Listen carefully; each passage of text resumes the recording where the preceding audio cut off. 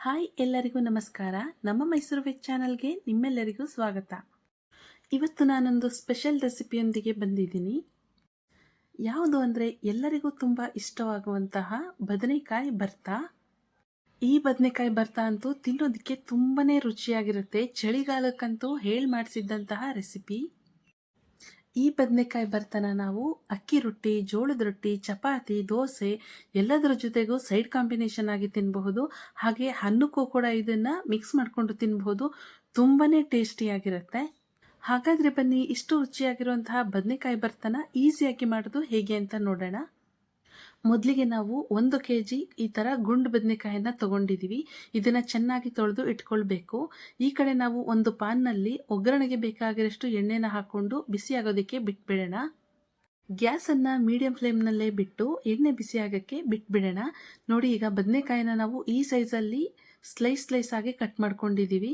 Cut ಮಾಡ್ಕೊಂಡಿರೋ ಬದನೆಕಾಯಿನ ತಕ್ಷಣವೇ ನಾವು ಎಣ್ಣೆ ಬಿಸಿಯಾಗಿತ್ತಲ್ಲ ಪಾನ್, ಅದಕ್ಕೆ ಹಾಕ್ಕೊಳ್ತಾ ಇದ್ದೀವಿ. ಬೇಗನೆ ಎಲ್ಲ ಬದನೆಕಾಯಿಗಳನ್ನು ಈ ರೀತಿ ಕಟ್ ಮಾಡಿ ಹಾಕ್ಕೊಂಡಿದ್ದೀವಿ. ಇದ್ರ ಜೊತೆಗೆ 4 ರಿಂದ 5 ಟೊಮೊಟೊನ ಈ ರೀತಿ ಚಿಕ್ಕದಾಗಿ ಸ್ಲೈಸ್ ಮಾಡಿಕೊಂಡು ಇದನ್ನು ಕೂಡ ನಾವು ಬದನೆಕಾಯಿ ಜೊತೆಗೆ ಹಾಕ್ಕೊಂಡಿದ್ದೀವಿ. ಈಗ ಒಂದು ಪಾನನ್ನು ಮುಚ್ಚಿ ಅದೆಲ್ಲ ಚೆನ್ನಾಗಿ ಬೇಯೋದಕ್ಕೆ ಬಿಟ್ಬಿಡಬೇಕು.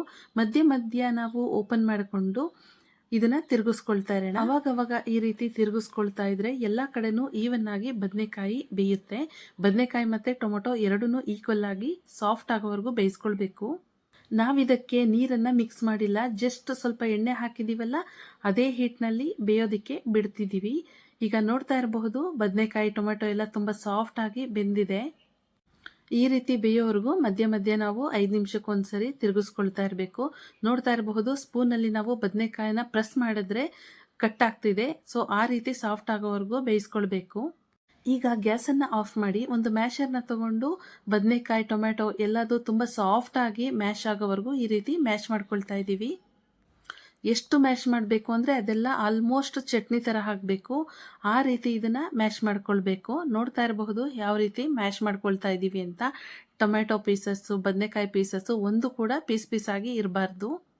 ಇದೆಲ್ಲನೂ ನಾವು ಸಾಫ್ಟಾಗಿ ಬೇಯಿಸ್ಕೊಂಡಿರೋದ್ರಿಂದ ಮ್ಯಾಶ್ ಮಾಡೋದಕ್ಕೆ ತುಂಬಾ ಈಸಿ. ಮ್ಯಾಶ್ ಎಲ್ಲ ಆಗಿದೆ, ಇದನ್ನು ಸೈಡಲ್ಲಿ ಎತ್ತಿಟ್ಕೊಳ್ಳೋಣ. ಇನ್ನೊಂದು ಕಡೆ ನಾವು ಒಗ್ಗರಣೆನ ಮಾಡ್ಕೊಳ್ತಾ ಇದ್ದೀವಿ. ಈ ಬದನೆಕಾಯಿ ಭರ್ತಾ ಅಂತೂ ಮಾಡೋದಕ್ಕೆ ತುಂಬಾ ಈಸಿ ಮತ್ತು ತುಂಬ ಇನ್ಸ್ಟೆಂಟಾಗಿ ಆಗುವಂತಹ ರೆಸಿಪಿ. ಈಗ ಒಂದು ಪಾತ್ರೆಯಲ್ಲಿ ಒಗ್ಗರಣೆಗೆ ಬೇಕಾಗರಷ್ಟು ಎಣ್ಣೆನ ಹಾಕ್ಕೊಂಡು ಎಣ್ಣೆ ಬಿಸಿ ಆದಮೇಲೆ ಸ್ವಲ್ಪ ಕರಿಬೇವನ್ನು ಹಾಕ್ಕೊಳ್ತಾ ಇದ್ದೀವಿ. ಇದ್ರ ಜೊತೆಗೆ 1 ಟೇಬಲ್ ಸ್ಪೂನ್ ಅಷ್ಟು ಜೀರಿಗೆನ ಹಾಕ್ಕೊಳ್ಬೇಕು. ಜೀರಿಗೆ, ಕರಿಬೇವು ಎಲ್ಲ ಸ್ವಲ್ಪ ಫ್ರೈ ಆದಮೇಲೆ ಇದ್ರ ಜೊತೆಗೇ 1 ಟೇಬಲ್ ಸ್ಪೂನ್ ಅಷ್ಟು ಸಾಸಿವೆನ ಹಾಕ್ಕೊಳ್ಳೋಣ. ಸಾಸಿವೆನ ಹಾಕ್ಕೊಂಡು ಸಾಸಿವೆ ಚಿಟಪಟ ಅಂತ ಸಿಡಿಯೋವರೆಗೂ ಇದನ್ನು ಫ್ರೈ ಮಾಡ್ಕೊಳ್ಬೇಕು. ಸಾಸಿವೆ, ಜೀರಿಗೆ, ಕರಿಬೇವಿನ ಫ್ಲೇವರ್ ಬದನೆಕಾಯಿ ಭರ್ತಕ್ಕೆ ತುಂಬಾ ಟೇಸ್ಟ್ ಕೊಡುತ್ತೆ. ಇದಿಷ್ಟು ಫ್ರೈ ಆದಮೇಲೆ ಇದಕ್ಕೆ ಸ್ವಲ್ಪ ಕಡಲೆಬೇಳೆನ ಸೇರಿಸ್ಕೊಳ್ತಾ ಇದ್ದೀವಿ. ಕಡಲೆಬೇಳೆ ಬೇಡ ಅನ್ನೋರು ಸ್ಕಿಪ್ ಮಾಡ್ಕೊಳ್ಬಹುದು, ಬಟ್ ಕಡಲೆಬೇಳೆ ಹಾಕ್ಕೊಳ್ಳೋದ್ರಿಂದ ಟೇಸ್ಟ್ ತುಂಬಾ ಚೆನ್ನಾಗಿರುತ್ತೆ. ಕಡಲೆಬೇಳೆ ಎಲ್ಲ ಸ್ವಲ್ಪ ಕಲರ್ ಚೇಂಜ್ ಆಗೋವರೆಗೂ ಚೆನ್ನಾಗಿ ಫ್ರೈ ಮಾಡ್ಕೊಳ್ಬೇಕು. ಈ ಸ್ಟೇಜಲ್ಲಿ ನಿಮಗೆ ಈರುಳ್ಳಿ, ಬೆಳ್ಳುಳ್ಳಿ ಬೇಕಾದರೆ ಹಾಕ್ಕೊಳ್ಬಹುದು, ಇನ್ನೂ ಟೇಸ್ಟ್ ಚೆನ್ನಾಗಿರುತ್ತೆ. ಸೊ ನಾವು ಈರುಳ್ಳಿ, ಬೆಳ್ಳುಳ್ಳಿ ಎರಡನ್ನೂ ಸ್ಕಿಪ್ ಮಾಡಿ ಹಾಕ್ಕೊಳ್ತಾ ಇದ್ದೀವಿ. ಈಗ ಕಡಲೆಬೇಳೆ ಎಲ್ಲ ಚೆನ್ನಾಗಿ ಫ್ರೈ ಆಗಿದೆ. ಈ ಒಗ್ಗರಣೆ ಮಾಡ್ಕೊಂಡಿರೋದನ್ನು ನಾವು ಬದನೆಕಾಯಿ ಎಲ್ಲ ಮ್ಯಾಶ್ ಮಾಡಿ ಇಟ್ಕೊಂಡಿದ್ವಲ್ಲ ಅದಕ್ಕೆ ಸೇರಿಸ್ಕೊಳ್ತಾ ಇದ್ದೀವಿ. ಸೇರಿಸ್ಕೊಂಡ್ಮೇಲೆ ಚೆನ್ನಾಗಿ ಇದನ್ನು ಒಂದ್ಸರಿ ಮಿಕ್ಸ್ ಮಾಡ್ಕೊಳ್ಬೇಕು. ಇದನ್ನು ಮಿಕ್ಸ್ ಮಾಡುವಾಗಲೇ ಘಮ ಅಂತ ಪರಿಮಳ ಬರ್ತಾ ಇರುತ್ತೆ. ಮಿಕ್ಸ್ ಮಾಡ್ಕೊಂಡಿದ್ದಾಗಿದೆ. ಈಗ ಇದಕ್ಕೆ ಅರ್ಧ ಟೇಬಲ್ ಸ್ಪೂನ್ ಅಷ್ಟು ಖಾರದ ಪುಡಿಯನ್ನು ಹಾಕ್ಕೊಳ್ಳೋಣ. ಹಾಗೆ ಅರ್ಧ ಟೇಬಲ್ ಸ್ಪೂನ್ ಅಷ್ಟು ಧನಿಯಾ ಪುಡಿ, 1/4 ಟೇಬಲ್ ಸ್ಪೂನ್ ಅಷ್ಟು ಅರಿಶಿನ ಪುಡಿ, 1/4 ಟೇಬಲ್ ಸ್ಪೂನ್ಗಿಂತ ಕಡಿಮೆ ಗರಂ ಮಸಾಲೆನ ಹಾಕ್ಕೊಳ್ತಾ ಇದ್ದೀವಿ. ಖಾರ ಸ್ವಲ್ಪ ಜಾಸ್ತಿ ಬೇಕು ಅನ್ನೋರು ಖಾರದ ಪುಡಿನ ಎಕ್ಸ್ಟ್ರಾ ಹಾಕ್ಕೊಳ್ಳಿ. ಈ ಎಲ್ಲ ಪೌಡರ್ನ ಹಾಕ್ಕೊಂಡ್ಮೇಲೆ ಚೆನ್ನಾಗಿ ಮಿಕ್ಸ್ ಮಾಡ್ಕೊಳ್ಬೇಕು. ಸೊ ಎಲ್ಲ ಕಡೆನೂ ಖಾರದ ಪುಡಿ, ಧನಿಯಾ ಪುಡಿ, ಅರಿಶಿನ ಪುಡಿ, ಗರಂ ಮಸಾಲ ಮಿಕ್ಸ್ ಆಗಬೇಕು.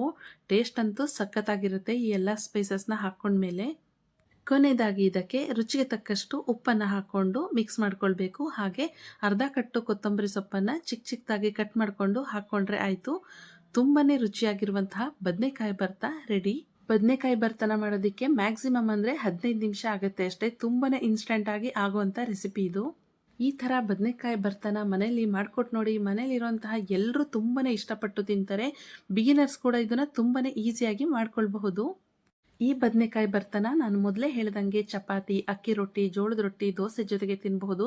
ಮೇಲ್ಗಡೆ ಸ್ವಲ್ಪ ತುಪ್ಪ ಹಾಕ್ಕೊಂಡು ತಿಂತಾ ಇದ್ರೆ 2 ರೊಟ್ಟಿ ತಿನ್ನೋರು 4 ರೊಟ್ಟಿ ತಿಂತಾರೆ, ಅಷ್ಟು ಚೆನ್ನಾಗಿರುತ್ತೆ.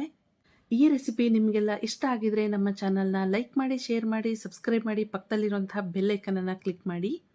ಮತ್ತೊಂದು ಹೊಸ ರೆಸಿಪಿಯೊಂದಿಗೆ ನಾನು ನಿಮಗೆ ಸಿಗ್ತೀನಿ. ಅಲ್ಲಿವರೆಗೂ ಥ್ಯಾಂಕ್ ಯು ಆಲ್.